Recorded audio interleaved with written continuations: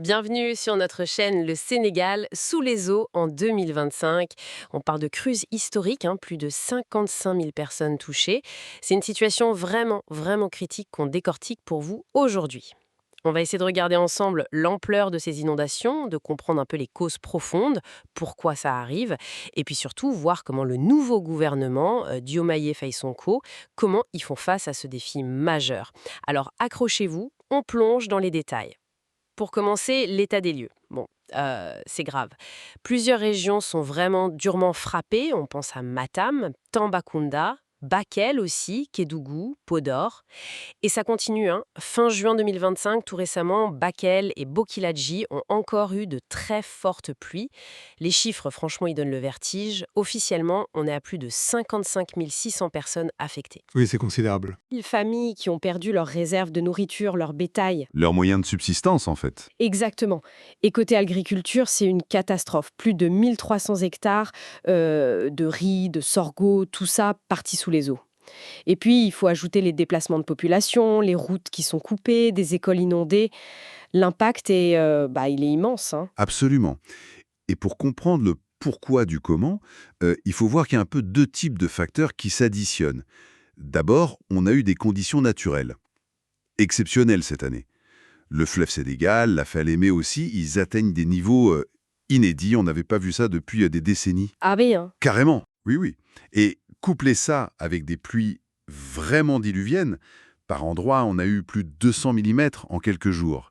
Alors, c'est difficile de ne pas y voir un lien, potentiel en tout cas, avec les dérèglements climatiques qu'on observe partout, qui modifient l'intensité des pluies. D'accord, donc ça, c'est le thème naturel. Voilà. Mais, et c'est crucial, ces phénomènes naturels sont très fortement aggravés par des facteurs humains. Ça, c'est l'autre volet. On constate une occupation de l'espace qui est, comment dire, très problématique.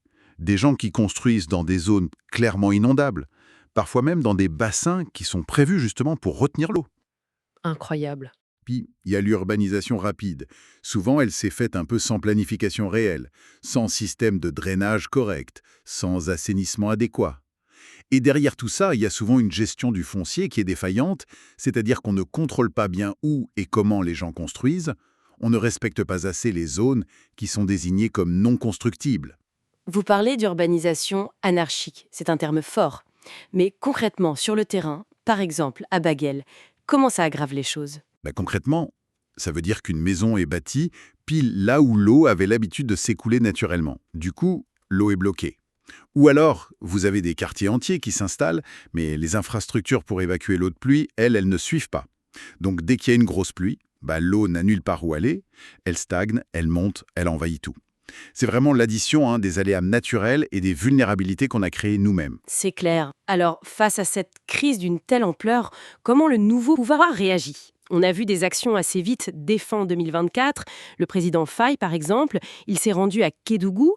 C'était un geste fort pour montrer la solidarité de la nation et l'urgence de la situation. Oui, un signal politique important. Tout à fait. Et le Premier ministre Ousmane Sonko, lui, a annoncé une enveloppe d'urgence, c'était 8 milliards de francs CFA, si je me souviens bien. C'est ça? Et il a mis en place une coordination entre les différents ministères. L'idée, c'était d'avoir une réponse rapide, organisée, mais au-delà de l'urgence, on sent que l'accent est mis sur la prévention pour cette année, pour 2025.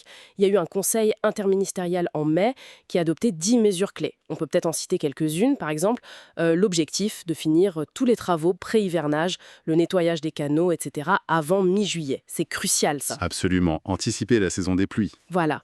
Il y a aussi le fait de prépositionner de grosses pompes dans les zones sensibles, une meilleure coordination aussi avec ceux qui gèrent les barrages, comme Diama et Manantali, pour mieux anticiper les lâchers d'eau qui peuvent aggraver les crues en aval. La gestion des barrages, c'est un point technique mais essentiel. Et puis, la création de plans d'urgence au niveau local, avec même des exercices de simulation pour que les gens sachent quoi faire.